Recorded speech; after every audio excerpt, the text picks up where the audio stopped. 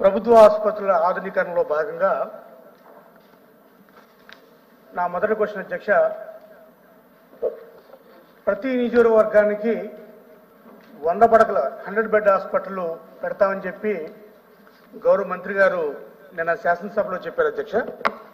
దీన్ని fully government funded తోటి పెడుతున్నారా, లేకపోతే ఏదైతే మీరు మెడికల్ కాలేజీలు ఏదైతే పీపీపీ మోడల్ అన్నారో ఆ పీపీపీ మోడల్లో పెడుతున్నారా అనేది మొదటి క్వశ్చన్ అధ్యక్ష. రెండో క్వశ్చన్ అధ్యక్ష, గత ప్రభుత్వంలో మంజూరు చేసిన 100 పడకల ఆసుపత్రులు ఎక్కడైతే జీవో ద్వారా నాబార్డ్ నిధుల ద్వారా శాంక్షన్ అయిన హాస్పిటల్స్, ఉదాహరణకి మా నందిగామ నియోజకవర్గంలో జీవో నెంబర్ 46 ద్వారా 100 పడకల ఆసుపత్రి మంజూరు చేయడం, నాబార్డ్ నిధులతో మంజూరు చేయడం, శంకుస్థాపన చేయడం జరిగింది అధ్యక్ష. తర్వాత అధ్యక్ష, జీవో నెంబరు 86 అని చెప్పి మళ్ళీ ఒక కొత్త జీవో 82, మళ్ళీ ఇంకో కొత్త జీవో ఒకటి తీసుకొచ్చారు అధ్యక్ష. దీని ప్రకారం అప్పుడేమో ఏం చెప్పారంటే medical infrastructure and development corporation వాళ్ళు ఏం చెప్పారంటే 100 పడకల ఆసుపత్రికి 5 ఎకరాల స్థలం కావాలి అని చెప్పారు అధ్యక్ష. ఇప్పుడు జీవో నెంబర్ 82లో భాగంగా ఇక్కడ ఎప్పుడైతే నందిగామలో ఎగ్జిస్టింగ్ హాస్పిటల్ 2 ఎకరాల 40 సెంట్లు 2 ఎకరాల 60 సెంట్లు ఉంటే అది కూడా ఏరియా హాస్పిటల్ కాదు, కమ్యూనిటీ హెల్త్ సెంటర్. ఆ కమ్యూనిటీ హెల్త్ సెంటర్ని అప్గ్రేడ్ చేస్తూ 100 పడకల ఆసుపత్రి అదే ఏరియాలో అదే 2 ఎకరాల 40 సెంట్లు పెట్టడానికి ఇప్పుడు అక్కడి స్థానిక శాసనసభ్యురాలు ఒక హాస్పిటల్ డెవలప్మెంట్ కమిటీలో ఒక తీర్మానం చేశారు అధ్యక్ష. మీ ద్వారా మంత్రి గారిని అడుగుతుంది, 100 పడకల ఆసుపత్రి గతంలో శాంక్షన్ చేసిన జీవో నెంబర్ 46 ప్రకారం ఎక్కడైనా పెట్టినాం అధ్యక్ష. మేము చూసిన స్థలమో లేకపోతే మేము శంకుస్థాపన చేసిన స్థలంలో మాకు పెట్టాలని కదా అధ్యక్ష. ఈ నందిగామ ప్రజలు భవిష్యత్తును అనుగుణంగా హైవే మీద ఉంది, అటు కోదాడికి, ఇటు మధురకు, ఇటు జగ్గయ్యపేటకు, ఇటు విజయవాడకి మధ్యలో ఉంది. జియోగ్రఫికల్ లొకేషన్ తోటి ఒక సెంటర్ అవుతుంది.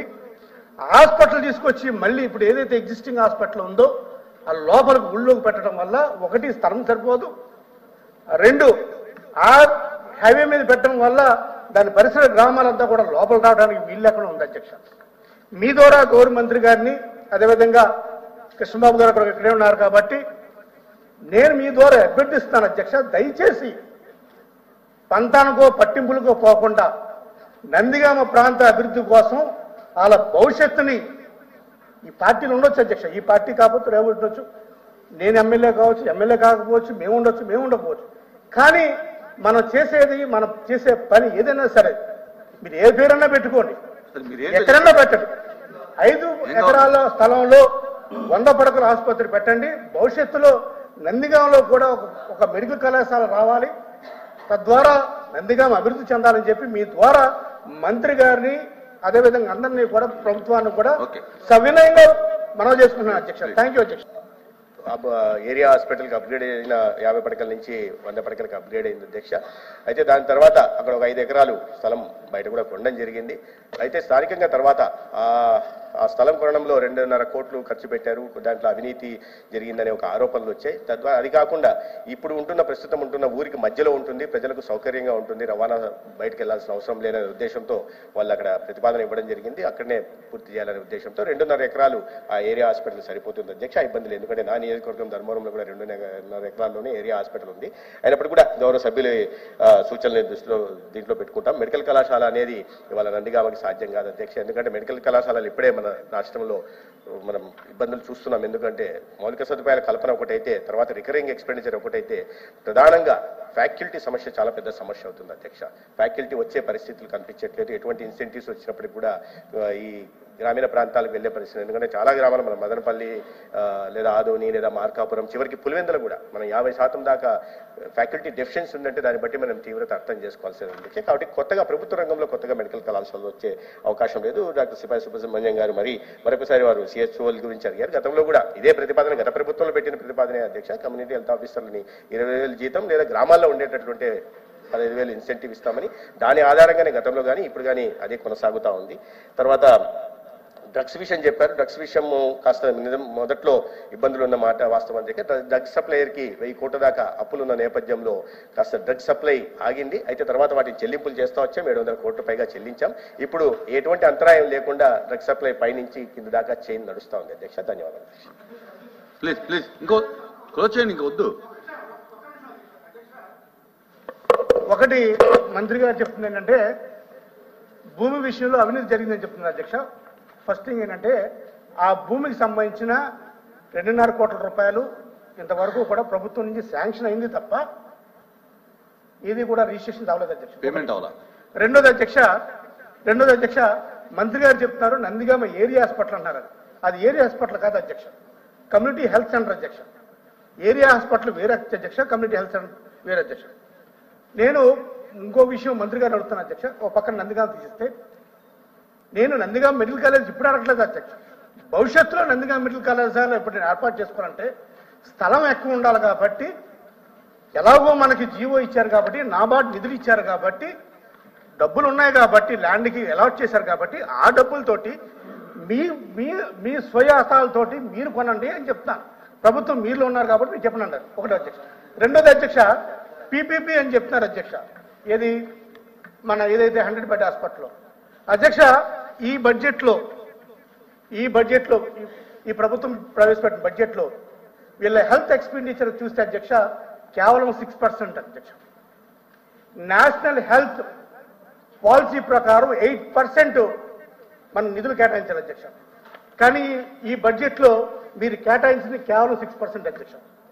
ఆబ్వియస్గా మీరు 6% చేసినప్పుడు ఆబ్వియస్గా మీరు ప్రైవేటు విండోస్ ఓపెన్ చేస్తారు అధ్యక్ష.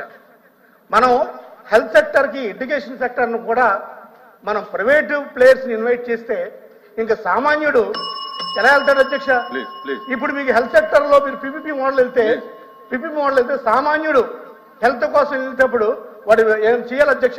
సరే, మీ అభిప్రాయం తెలియజేయండి. టికెట్లు కూడా డబ్బులు రాస్తారు అధ్యక్ష. ప్రభుత్వం పీపీపీ అని చెప్పింది, మీ రిక్వెస్ట్ ఏమైనా ఉంటే చెప్పండి.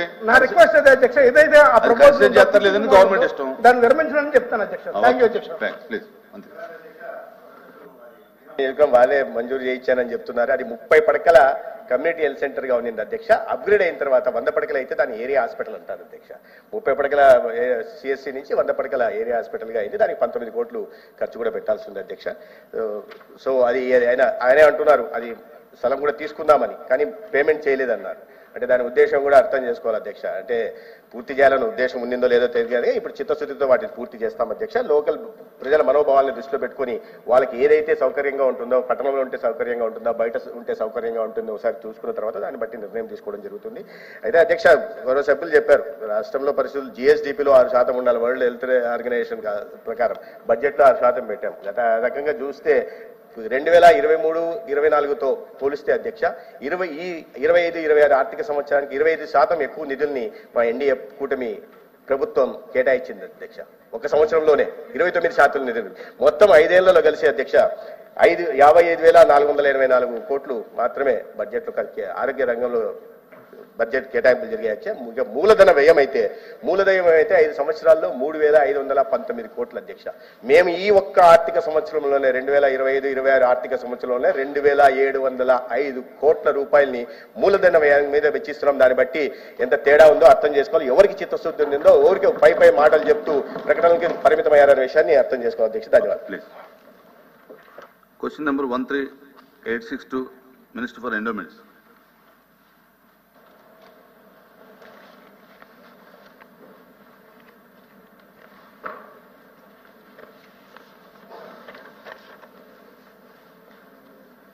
అధ్యక్ష, ఏ ప్రశ్నకి సమాధానం అధ్యక్ష? వ్యక్తులు మరియు ప్రైవేట్ సంస్థలు నిర్వహించే ప్రైవేట్ దేవాలయాలను జాబితాను దేవాదాయ శాఖ నిర్వహించదు అధ్యక్ష. అలాగే బి ప్రశ్నకి సమాధానం అధ్యక్ష, అవునండి, 88 ప్రైవేట్ దేవాలయాలకు సంబంధించి సిజిఎఫ్ కమిటీ ఇచ్చిన మంజూర్ల ప్రకారం 27.59 కోట్ల మొత్తాన్ని ఖర్చు చేయడమైంది.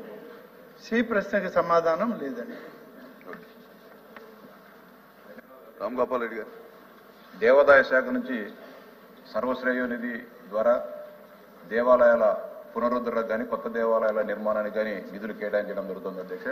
ఒకవైపు దేవాదాయ శాఖ నియంత్రణలో ఉండే దేవాలయాలతో పాటు కొంతమంది వ్యక్తులు, ప్రైవేట్ సంస్థలు కొన్ని అంటే దేవాదాయ శాఖ పరిధిలోకి రాని దేవాలయాలకు కూడా సర్వశ్రేయ నిధి నుంచి నిధులను కేటాయించడం జరుగుతుంది అధ్యక్ష.